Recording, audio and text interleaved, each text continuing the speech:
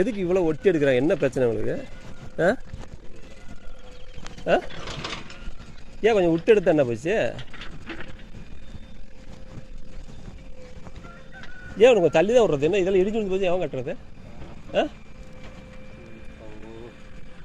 இன்னும் காடே பிரிக்கல, அதுக்குள்ள எதுக்கு வராங்க? ஏதோ நிறைவேட்டு போகிறாங்க பாவம் விட்டா பாரு. இதெல்லாம் ஏன் காட்டுக்கு சார் இது எதுக்கு எடுக்கிறாங்க? நான் எடுத்துகிட்டு போகிறான்னு விட்டா என்ன வேலை பார்க்குறாங்க பற்றி அவங்க?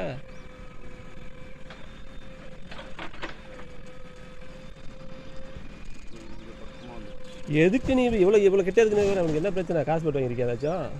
ஆ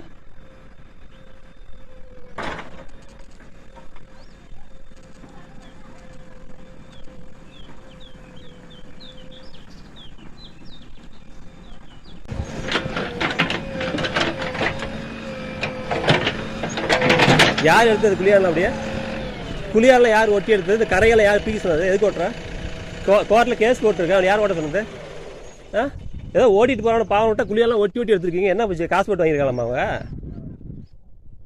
ஆ நீ என்னமோ கட்டிக்கோ, உன் காட்டில் கட்டிக்கோ, அவ்வளோதான். எதுக்கு கல்லு கட்டி? அது எதுக்கு அங்கே ஒட்டி எடுத்தா? அங்கே போய் பாரு, இடிஞ்சு வந்து வச்சு யாரு மலைக்கு விழுந்துருக்குமா? எதுக்கு எடுக்கிற? அப்படியே சமாதி கட்டுவ. நீ சமாதி கட்டுற ஆள சமாதி கட்டிவிட்டா தெரியும். வேலையை பாரு. நாலேருந்து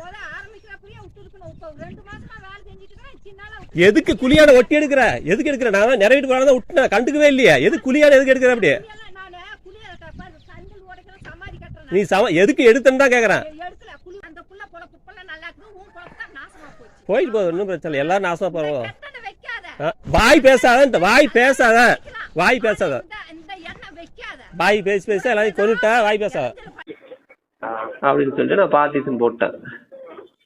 போன டிசம்பர் மாதம் 1ஆம் தேதி லாயர்கிட்ட எல்லா டாக்குமெண்ட்டும் கொடுத்து காசு 20,000 ரூபா கொடுத்து சார் பார்ட்டிஷன் போட்டிருங்க அப்படின்னா, அவரு எனக்கு ஒரு 5 வருஷமா தெரியும் அந்த லாயரு. எந்த ஊர் லாயரு? ஓமலூர் லாயர் தான். அவர்கிட்ட கொடுத்துட்டா அவர் எப்போ சார் நோட்டீஸ் வரணும்னா ஒரு 15 நாளில் வந்துடும் அப்படின்னாரு. 15 நாள் விட்டுட்டேன், நோட்டீஸ் வரல. சார் என்ன சார் நோட்டீஸ் வரலன்னா, சார் கொஞ்சம் ஜட்ஜு லீவாக இருக்காரு,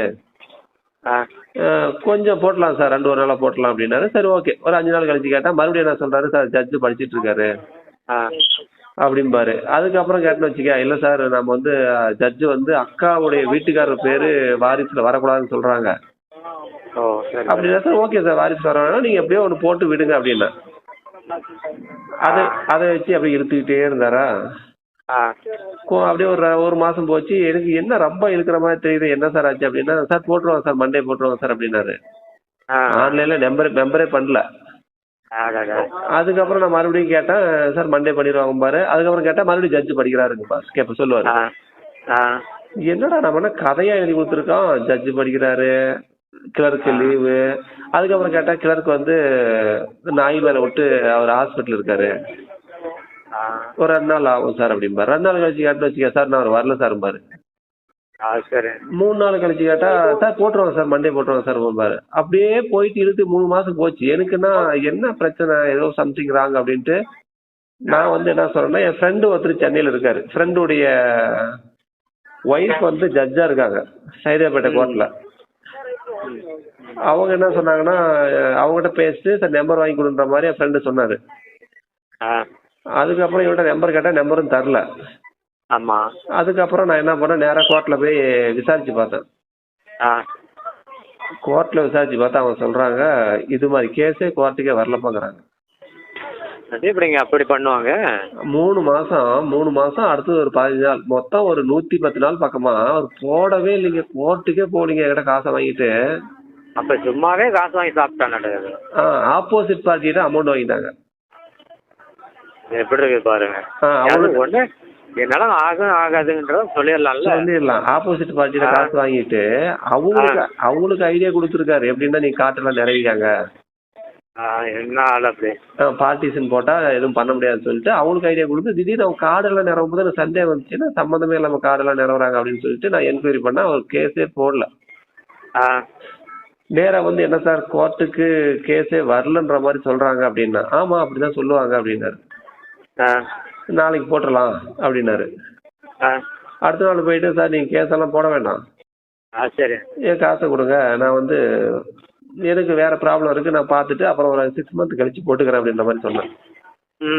அவர் வந்து ஒரு 15 ரூபா கொடுத்துட்டாரு. எவ்வளவு வேணும்னு கேட்டாரு. ஒரு 15 ரூபா வேணும் அப்படின்ற மாதிரி. அவருக்கும் தெரிஞ்சு போச்சு, ஆப்போசிட் பார்ட்டி கிட்ட காசு வாங்குறது இவன் கண்டுபிடிச்சிட்டான், கோர்ட்ல கேஸ் போடல அப்படின்றது தெரிஞ்சு போச்சு அப்படின்ற மாதிரி அவர் ஃபீல் பண்ணிட்டு காசு கொடுத்துட்டாரு. என் ஃபைலை எடுத்து பாக்குறேன், நானும் எங்க அக்காவும் வக்காலத்து போட்ட பேப்பர் அவர் ஆபீஸ்ல இருக்கு. வக்காலத்து பேப்பர் கூட கோர்ட்டுக்கு போகாம இவன் எப்படி கேஸ் போட்டிருக்க முடியும், ட்ரை பண்ணிருக்க முடியும்?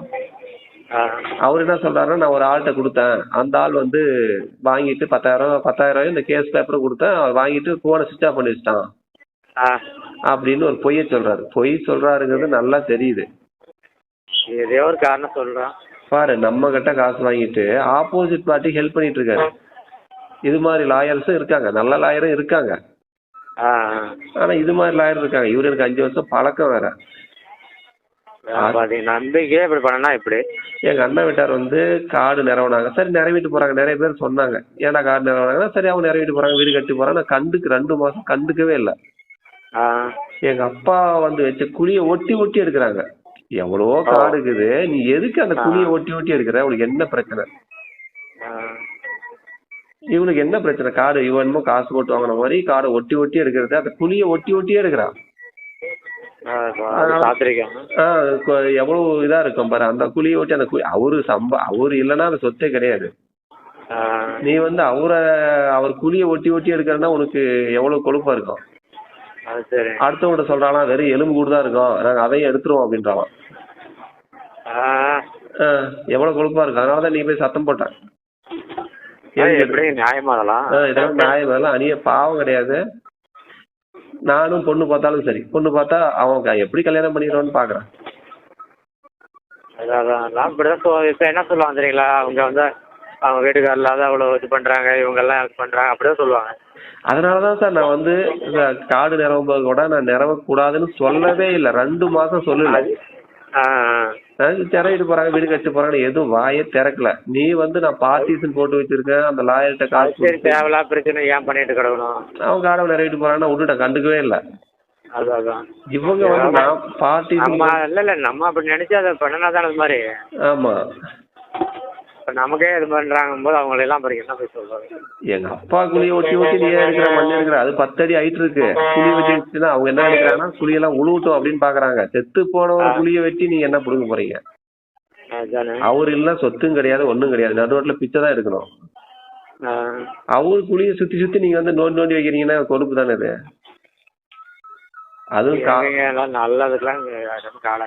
அதுவும் காடும் பிரிக்கல. வாரிசு 4 பேர் இருக்காங்க, 2 அக்கா இருக்காங்க, நான் இருக்கேன்.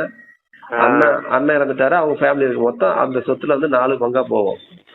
ஆமா, அப்படி இருக்கும்போது காடு பிரிக்காத காட்டுல நீ காட்டை நிறைவேறதே ஃபர்ஸ்ட் தப்பு.